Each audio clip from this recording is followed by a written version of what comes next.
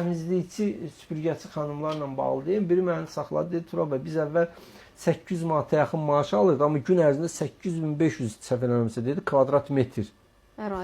Ərazini süpürməliyik, təmizliyinə bir adama 8500 kvadrat metr.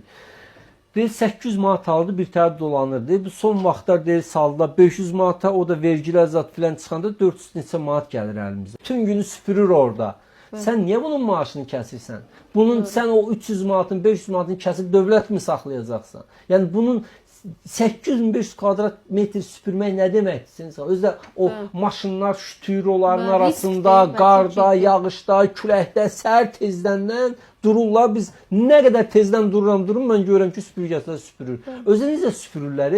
Baxın, mən arada özümə sual verirəm ki, bu qədər niyə təmiz süpürürlər? Yəni yolu, biz elə bir xəkəndazla filan, yəni bu evin içi deyil, bura indi çöldür, yağış, hələ payızda bu yarpaqlar, xəzan filan. Nədir ki, bunların maaşını siz kəsirsiniz? Olmaz axı, hörmətli, indi bilmirəm hansı quruma baxır, bu aidiyyatı qurumlara, o mənzil kommunal idarələrinə, yəni aynadan da alın, digər strukturlardan da alın. Bunların minimal maaşı 1000 manat olmalıdır, minimal. Mənə görə 1000 manat olmalıdır. Mənə görə məntiq də ondur.